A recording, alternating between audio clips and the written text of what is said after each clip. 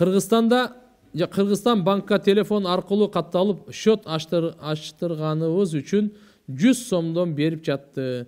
Бул акча арам болуп калбайбы? Истигфар деген эмне? Ал кантип айтылат?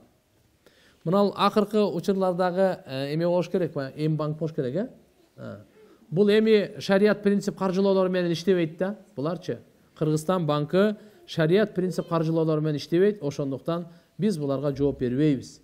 Сиздер эгерде иштей турган болсоңуздар, пайда таба турган болсоңуздар, анда шарият, ислам принцип каржылоолору бар, ошолор менен иштесеңер гана болот. Истигфар деген Алла Тааладан кечирим суроо деген сөз. Астагфирулла деп коебуз го. Я Алла, мен кечирим сураймын сенен, мен сенен кечирим сураймын деген сөз. Күйөөм экөөбүз дааватка чыгайлы деп ниет кылдык. Бирок чыга турган күнү чыкпай койду. Балам менен дааватка чыгып кеттим. Ошол болобу? Балам менен деле дааватка чыкса болот. Балагатка толгон чоң канча жашта? 18 чыгат? 17 чыгарса. 25 жашка чейин баласы. Баласы менен да чыкса болот бери. Биз сизге так берип жаткан сурообуз. Азыркы убакта алималыкта? Алималыкта окуйм. Азыр 2-нчи курсмун. Жашым 16да. Ата-энемдин уруксаты менен күйөөгө тийсең болобу? Шариятта 16 жашта күйөөгө тийсе болобу? Бирок ал бала намаз окубайт. Окубайт эле кандай болот? Апам баянда отуруп угуп аткан дейби? Чыгар жообун айтып коюңуз. Мындай да. Ооба туура, шариятта 16 жашта деле турмушка чыкса болот. Бирок мыйзам бар азырчы. 18 жаш деп койгон да. 16 жаш кишине Кудай кааласа дагы илим алып, үйдө жакшы тарбия кылып, анан кийин Кудай кааласа шашылбай 18 жаштан бергениңер эле жакшы да. Мыйзамга да туура келет. Анан кийин намаз окуганга бербеңиз, ачык эле айтып коеюн. Намаз окусун, анан кийин тең эмес да. Намаз окуган кыз менен намаз окубаган бала куф эмес. Шариятта теңдик керек. Кесипте дагы, өнөрүндө дагы, чырайында дагы дегендей. Эң негизгиси мынал өзү дининде. Эгерде бирөө фасык болсо болбойт ага. Мен 1 жылдан бери ооруганымдын себебинен дарыланам. Дарыланга массаж кылдыртам. Ошол массажды эркектер кылып калат. Алар кылганда кыжаалат болом. Ошол суроого жооп кандай болот? Жакшы эмес. Эркектер аялдар эркектерди массаж кылбасын. Күйөөсү аялын, аялы күйөөсүн кылса кыла берсин. Баласы апасын кыла берсин. Бирок намахрам эркектер башка намахрам аялдарды кылса болбойт. Бул арам болот, ачык эле айтып коеюн. Эгерде таптакыр аял жок болуп калса, кээде мындай болуп калат да, операция учурунда, төрөт учурунда аял күчү жетпей калган, мындай өлүм учурунда тиякпай, же болбосо ошо бирөөгө бир кандай десем бери чыгып кеткен, путу чыгып кеткен, аялдар сала албайт, эркек гана салат. Ошол учурларда аргасыз болуп калганда, анда күйөөсү жанында турсун. Күйөөсү жок болсо, баласы жанында болсун. Ошондо гана мейли караса. Так мындай экөө эле, бир эркек, бир аял, үчүнчүсү точно шайтан деген пайгамбарыбыз. Аны этиятташ керек да. Кичине срок болуп, боюбуздан түшсө нифас болуп эсептелеби? Же тазаланары менен намазга чыга беребизби? Эгерде түшүп калган болсо боюнанчы, ал төрөлгөн жок да, баланын аркасынан келген канды нифас деп айтылат. Бул тазалангандан кийин сразу намаз окуй берет. Мен базардагы мантыда иштейм. Мантыга щедрое лето май кошулат. Элдер көп алышат. Ошол жумушка иштесе болобу? Жакшы эле го дейм. Щедрое лето деген эмне? Жаман май бул. Россиядан келет.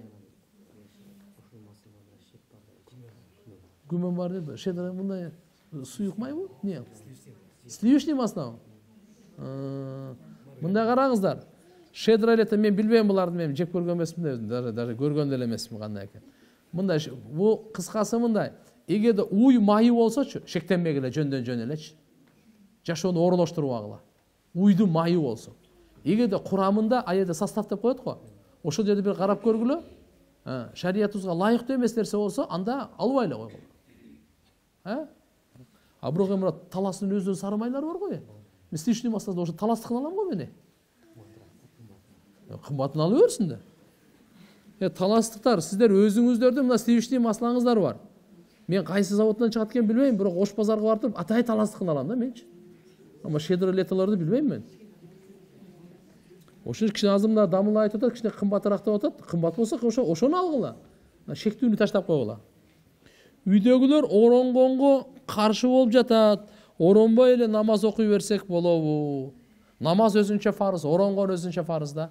Үйдөгүлөргө Кудай кааласа, алар тирешпегиле, урушпагыла. Үйдө мен айткан азыркындай амалдарды баштагыла. Кудай кааласа, үйүңүздөгү Кудайым буйрса, оронгонго каршы чыкпайт буйрса.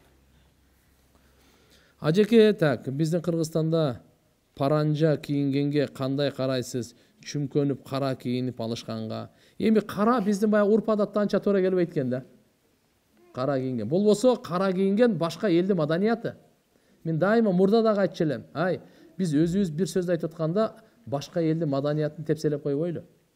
Кичине этияттап айтайлы. Биздин менталитетке туура келбейт. Себеби кара ошо мурунтан адатка болуп калган да. Атак кара түс эч нерсе эмес ал. Ошондо улам биз айтылган убагында дагы айтканбыз, кара түстөн башка түскөн эме кылгыла. Атак боло берет. Боло берет. Масураттарга так хижаб жолуктун фазилетин кеңирээк айтып коюңуз. Жолук мындайда хижаб бар го, урматтуу эне эже карындаштар. Биз уяттуу пайгамбардын уяттуу үммөтүбүз. Жолук бул уяттуулук. Жолук бул Алланын фарызы. Аял киши чачын жаап жүрүш керек. Келиндер өзгөчө. Бул алхамдулилля Алла Тааламдын буйругу бул. Бул биздин маданият. Аял заттын бактысы бул. Буга сооп жазылат, күнөө кечирилет. Мурунтан алхамдулилля энелерибиз бардыгы. Мен өтө жакшы эсимде. Чоң энелерим дагы, тайнелерим дагы бир эмес, эки жолуктан салынат эле. Бир жолу салынбайт эле алар. Эки жолу салынчу. Бир жолун вообще көргөн эмесмин. Болсо мен небереси болуп, алардын чачын көргөн эмесмин мен. Бүгүн азыр каяка бир батышты карап кетип атабыз. Мындай болсо эртеге бул жакшылык алып барбайт эч качан. Биз алхамдулилля имандуу чөйрөнү түзгөндү каалайбыз. Ошон үчүн Кудай кааласа мына жолукка көңүл буруңуздар. Өзүңүзгө өзгөчө көңүл буруңуздар. Эркек балам 6-класста, сиздердин медресеңиздерде окуса болобу? Жана канча жашта берсе болот? Жок, 6-класста болбойт. 9-ду бүткөндөн кийин да. Анан көрөк азыр мындай кылыңыздар, мектепти жакшы окусун. Эң жакшы мектепти жакшы окусун. Мектептен бош болгон убакыт бар го. Ошол учурда мечитке 1 саатка жибергиле. Имам менен сүйлөшкүлө. Же ошол дамыла менен сүйлөшкүлө. Ошолор 1 саат мектептен бүтүп келгендерди нар жак бер жактарда бая көчө чаңытып жүрбөй, ар кандай интернетте бир немелерге кирип кетет го, эмне? Магазиндер ушундай барбы, ойнотуп. Ошондой болбой, жаман жүрбөй, 1 саатта адеп, таалим, тарбия жакшынакай алсын, үйгө келип үйдө ишти кылсын. Бош болбосун бала. Айылдагы аракты тыюу, зыяны жөнүндө айтып берсеңиз. Эми арактын зыяны бул айдан ачык, күндөн ачык да болчу. Бул эмне деп айтабыз? Пайгамбарыбыз айтты, бардык жамандыктын ачкычы деди. Адам ушу менмин деген акылдуу профессор, ушундай жакшы адамдар да арак ичкенден кийин атын билбей калып атпайбы? Билсек болот да, түз баса албайт. Сүйлөсө ар нерсени сүйлөйт. Арактын канча чоң зыяны бар. Ошон үчүн иншалла буну Алла Таала бекер арам кылган эмес. Аракты ташташ керек. Капкагы жок көлеганга, кумганга дарат алса болобу? Болот, эми үстүндөн нажас кирип түшпөсө эчтеке болбойт. Эчтеке болбойт.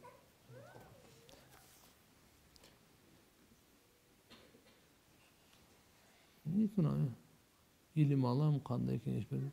Мына эмне? Күйөө.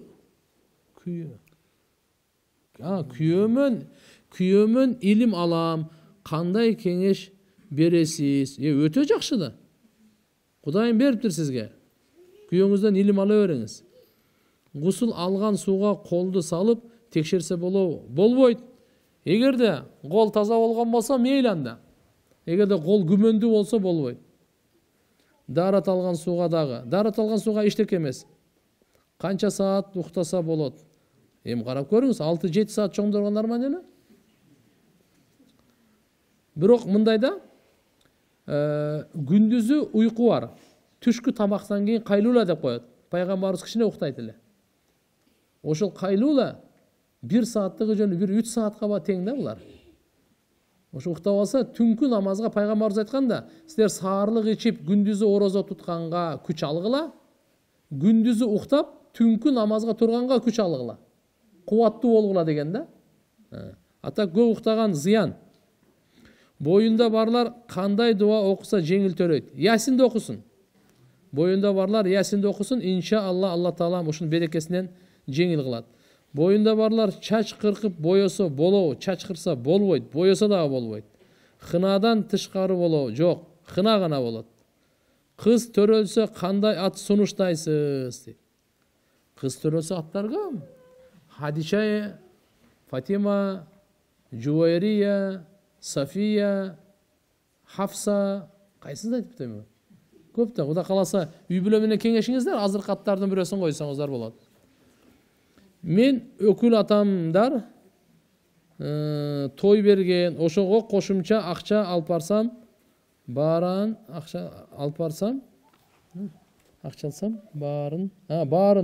акчанын барын аракка жумшады дейби? Жумшады. Мен ал акчаны жакшы ниетте алып баргам. Менин күнөөм жокпу? Сизге күнөө жазылбайт, коркпоңуз. Сиз жакшы ниетте кошумчаңызды, тууганчылыкты деп атай алып бардыңыз, алар өзүнө жооп берет кыямат күнү. Бир тайжем баптист, астагфирулла.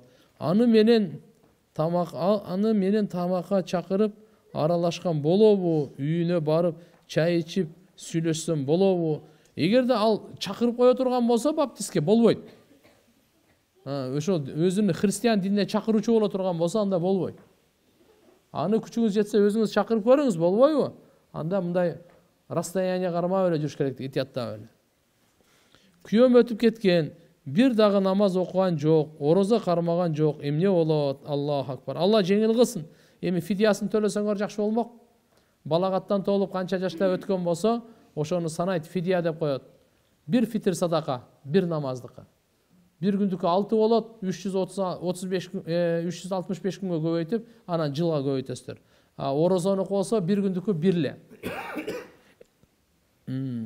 Мен карызга которулган Кур'ан, кыргызча которулган Кур'ан китеп окуйм. Сообу канчалык болот? Албетте сооп болот. Бирок Кур'андын өзүн окугандай сооп болбойт.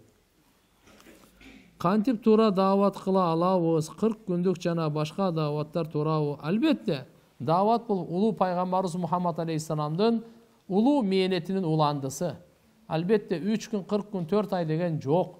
Бул биздин абалыбызга карап эле аалымдарыбыз ушу менен кичине бекемделсин, динге келсин деп эле тартиптештиргени. Ата 40 күн эмес, бул өмүр бою даават. Дааваттын негизги максаты адам өзү оңолуу үчүн, өзүнүн мал жанын туура сарптаганды үйрөнүү үчүн, дин менен жашаганды үйрөнүү үчүн чыгышат.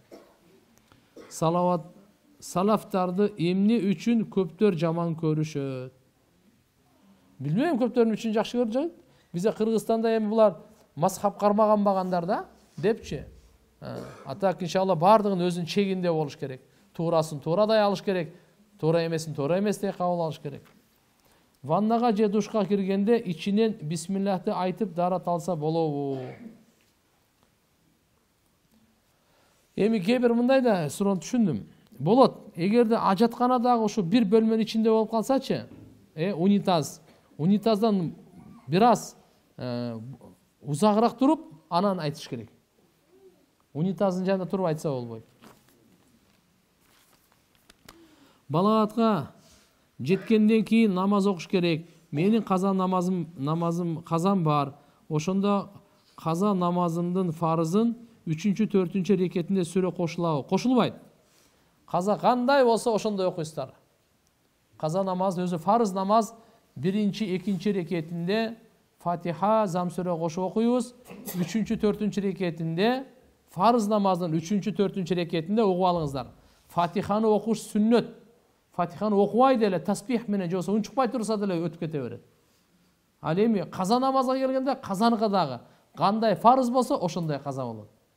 3-4-гө Зам сүре кошулбайт. Эркек аялына мен жашабай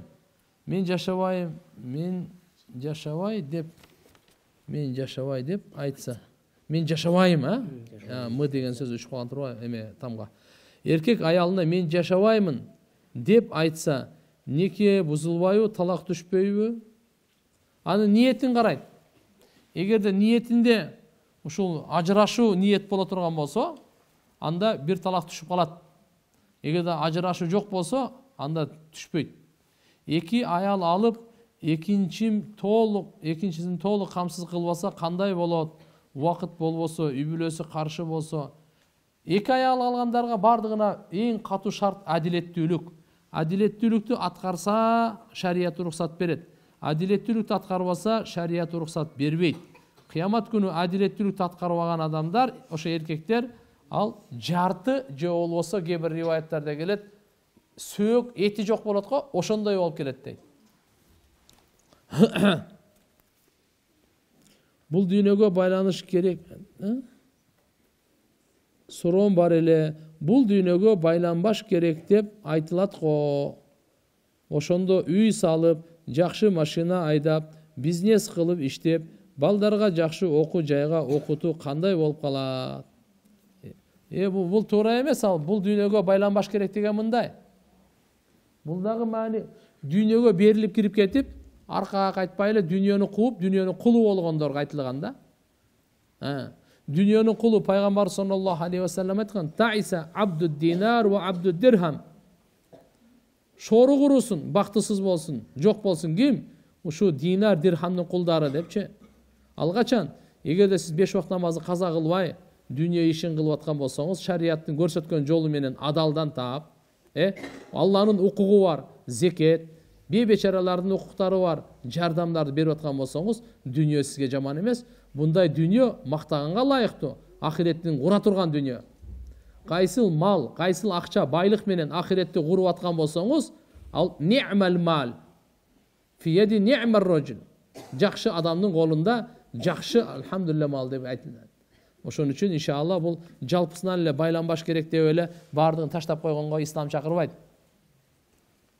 Ченемдүү акча өзүбүздө колдонуп, калганын кедейлерге, муктаж болгондорго бериш керекпи? Жок, өзүңүзгө жетишерин ашыкчасын бергениңиз жакшы, албетте. Мен ортого жашаш керекпи? Же ортого жашаш керекпи? Колубузда Кудайга шүгүр бар жетиштүү. Алла разы болсун, алхамдулилlah. Пайгамбарыбыз айткан: "Хойрул умури аусатуха", иштердин эң жакшысы ортосу деген. Орто менен жашаганга жетпейт, урматтуу энеже карындаштар. Өтө дагы мындай таштап коюп кетпей. Мындай болгондо Пайгамбарыбыз саллаллаху алейхи ва салламга Саад ибн Аби Ваккас разияллаху анху, Пайгамбарыбыз саллаллаху алейхи ва салламга Алланын жолунда ушу мал мүлкүмдү таштап берейин, иштетип берейин деди. Бардыгын. Пайгамбарыбыз айтты: "Жок" деди. "Жарымынчы" деди. "Жок" деди. "3төн 1-нчи" деди. "3төн 1 да өтө көп" деди. Анан кийин айтты: "Ук" деди. "Сен үй бүлө бала чакаңды, ал өлүм төшөгүндө эле. Үй бүлө бала чакаңды ушундай бир муктаж кылып, сен кеткенден кийин элге колун сунуп, жардам сунуп, ушундай абалда таштагандан көрөп, аларды бай кылып таштап кеткениң жакшыраак" деди. Ошон үчүн бардыгы ченемдүү болуш керек. Зикетти берип туруңуздар, алхамдулилlah, бул өтө чоң иш. Үшүрдү берип туруңуздар, өтө чоң иш. Андан сырткарыдагы садака, бейбечара кембагалдарга берип тургула, орточону алгыла. Динге оюм бурулду, мага эч нерсе кереги жок болуп калды дейт. Машалла, Аллахым кабыл кылсын. Бирок балдар үчүн бир нерсе калтырыш керекпизби? Же Алла өздөрүнө ырызкысын берет деп дүйнөдө кызыктырбашы керекпи? Машалла. Сиз жакшы бир суроо берсиз. Мындай урматтуу эже эне карындаштар, угуп алыңыздар. алдына ала балдарыбызга, неберелерибизге кам көрүп, ошолорго кичине дүнүйө топтоп, жер пер алып дегендей, дүкөн пүкөн салып, ушулардын турмушу жакшы болсун деп, акча топтойбуз. Ушул шариятта болобу же болбойбу деген суроо бар да. Сиздин сурооңуздай да. Бул суроого мындай 3 шарт менен болот. Биринчиси, тапканыңыз адалдан болсун. Экинчиси, Алланын укуктарын эстен чыгарбай бериңиз. Зекет, бейбечараларга садакалар менен. Үчүнчүсү, ушу акча таап аткан мезгилде Алла Тааланын өкүмүн сындырбаңыз. Бул дегени намаз каза болбосун, укуктар сынып тебеленбесин. Ушул менен эгерде алхамдулилла алымдарыбыз фатва беришкен, ушундай боло турган болсо, мейли бала чакаларыңызга бир нерсе таштап кеткенге даярдап кетсеңиз боло берет, эчтеке эмес. Күйөөм үй салбай, так. Суроомо кечиресиз, рахмат. Күйөөм үй салбайбыз.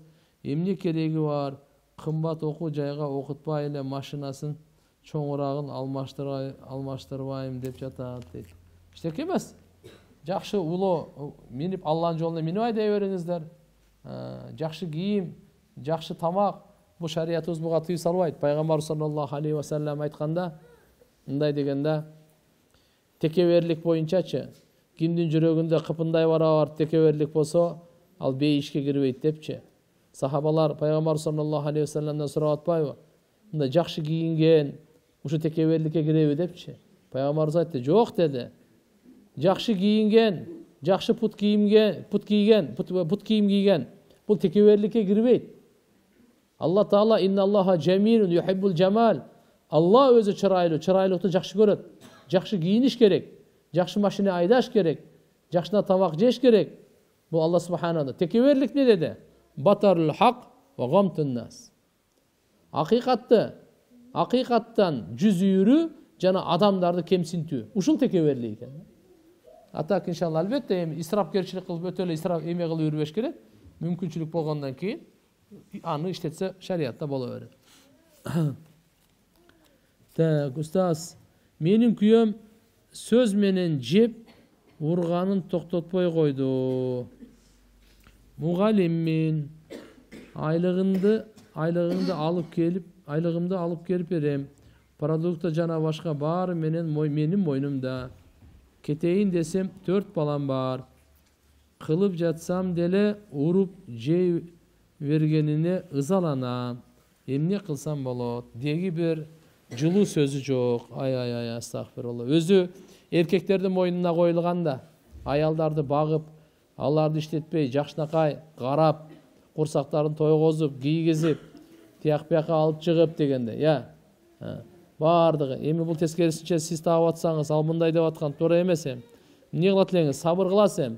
Сабыр кылып, бирок үйдө азыркында мен айткандай амалды баштаңыз, намазды баштаңыз. Үйдө таалим, иман сабагын, зикр, ибадат, үйдө ушуну күчөйтүңүз. Кудай кааласа иншалла чогонан даватка чыгып келгиле. Буюрса баары жакшы болот. Вакыт болду. 4:30 болуп калдым. Аллаху акбар. Дуалар эмнеде? Та бир кичине бир топ суроолор калып тур. Убакыт бир жолу жыйынтыктап кое элем. Убакытта бүтүп калды. Урматтуу энеже карындаштар, Алла Таалам барыңыздан ыраазы болсун. Өмүрлөрүңүздөргө ден соолук, ырыскыларыңыздарга Алла Таалам береке берсин. Жараткан Алла Таалам ошо талабыңыздарды кабыл кылып, бу дүйнөдө дагы имандуу жашоо, ахиретте Алла Таалам өзү ыраазы болгон бейишинен барыңыздарга орун берсин. Келгениңиздерге чоң рахмат. Бул аманат. Келиңиздер иншалла биз бири-бирибизге жакшылык кылып жашайлы. Бири-бирибизди жакшылыкка чакырып жашайлы. Бири-бирибизге таквалыкта жардам берейли, ынтымакта жардам берейли. Өзгөчө мен дайыма ушу сөзүмдүн аягында бир-эки ооз сөз келиндерге кайрылуум бар. Урматтуу келиндер, сиздер алхамдулилла кайненеңиздерге чын жүрөктөн кызмат кылып атасыңар. Алла Таалам кабыл кылсын. Bunun darajasını dağı, soğuğun dağı, iyiligin dağı Allah beret. Taymambay, çarçabay, tajabay, kızmat kılıvergile. Birok kaynenеңерден ümit kılvağıla. Uşul rahmat aytat dep, meni maktayt dep, anda ümit kılvağıla. кызмат кылгыла Алланын ыраазычылыгы үчүн. Сиздер жашсыздар, сиздер алхамдулилля акыл эстүүсүздөр, күч кубат бар азыр. Бул кайнене дагы алхамдулилля сиздин ушу жолдошуңуздун, күйөөңүздүн апасы. Кудай кааласа сиздер дагы көрөсүздөр. Ошон үчүн иншалла жакшынакай кызмат кыла бериңиздер.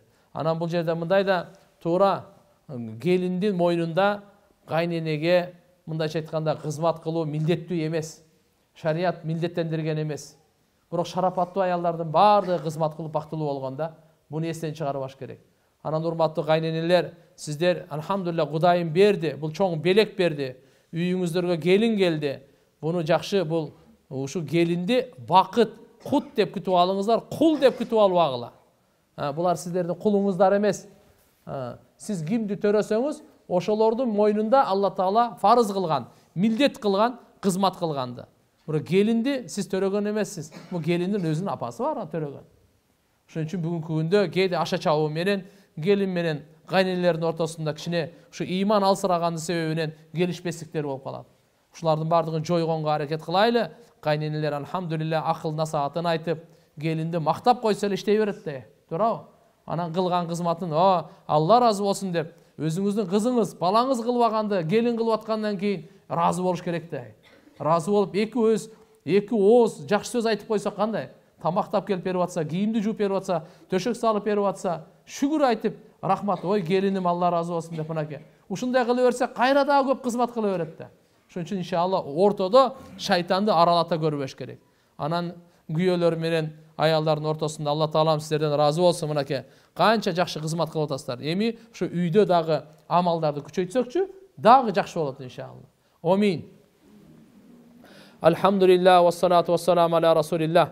ربنا تقبل منا إنك أنت السميع العليم وتب علينا إنك أنت التواب الرحيم ربنا آتنا في الدنيا حسنة وفي الآخرة حسنة وقنا عذاب النار اللهم اغفر لنا وارحمنا وعافنا وارزقنا وجرتقان الله айтқан, ұққан сөздеріміздің баарына амал қылғанға өзің жардам берген. Жаратқан Алла баарыбыздың, ата-енелеріміздің, бір туғандарыбыздың, жалпы момын мұсылмандардың, еркектердің, аялдардың, Ya Allah, tirүүлөрдүн, өткөндөрдүн баардыгын күнөөлөрүн кечиргин. Өз мээримиңе бөлөгүн, туура жолдан адаштырбагын, ыймандан ажыратпагын. Аллахым эки дүйнөдө шерменде кылбагын. Аллахым ушу энелерибизге, эжелерибизге, карындаштарыбызга, кыздарыбызга өмүрлөрүнө береке бергин, ден соолуктарына береке бергин, ыймандарына береке бергин, ырыскыларына береке бергин, бактарын ачкын, я Алла, баардыгын ыймандуу, уяттуу жашоо бергин. Берекелүү жашоо бергин. Аллахым, ар кандай шайтандын азгырыктарынан сактагын, ар кандай уятсыз күнөөлөрдөн сактагын, ар кандай кырсык бактысыздыктардан сактагын. Жараткан Алла тилектерин кабыл кылгын, баардыгын таква кылгын, баардыгын салихат кылгын. Я Алла, өзүң баарынан разы болгун, баарынан я Алла баардыгын разы кылгын. Энелерибиздин ушу тилектерин, дуаларын өзүң кабыл кылгын. Эже карындаштарыбыздын баардыгын уяттуу, намыздуу кылгын, баардыгын таквалуу кылгын, үй бүлөлөрүнө жакшылыктарды бергин, ынтымак бергин я Алла, үй бүлөлөрүнө береке бергин, ырыскыларына береке бергин я Алла, эч кимге кор, эч кимге зар кылбагын, эч кимге муктаж кылбагын. Баш кошкондордун баардыгына салих перзенттерди, таза ыймандуу перзенттерди ата кылгын. Уулдардан, кыздардан бергин я Раббал аламин. Жараткан Алла баарыбызды эки дүйнөдө бактылуу кылгын. Ва саллаллаху аля набийил карим ва аля алихи ва асхаби ажмаин. Аллахым ооругандарга шифа бергин, ооругандарга шифа бергин, ооругандарга толук туруктуу шифа бергин, карызга баткандарга карызынан кутулууга оңой жолдорун өзүң пайда кылып жардам бергин. Элибиздин баардыгын ынтымактуу, берекелүү кылгын. Мамлекетибизди ар кандай кырсык апат балелерден, ар кандай я Алла жер титирөөлөрдөн, өрттөн, кырсыктардан, жол кырсыктарынан, сууга чөгүүлөрдөн я Алла өзүң сактагын.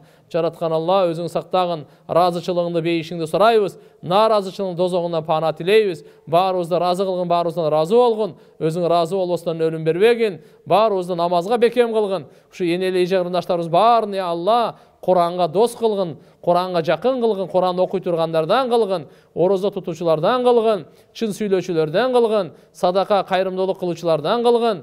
Жараткан Алла баарыбызды таква кылгын. Ва саллаллаху тааля аля хайр халқихи Мухаммад ва аля алихи ва асхаби ажмаин амин. Бирахматика я архамар рахимин.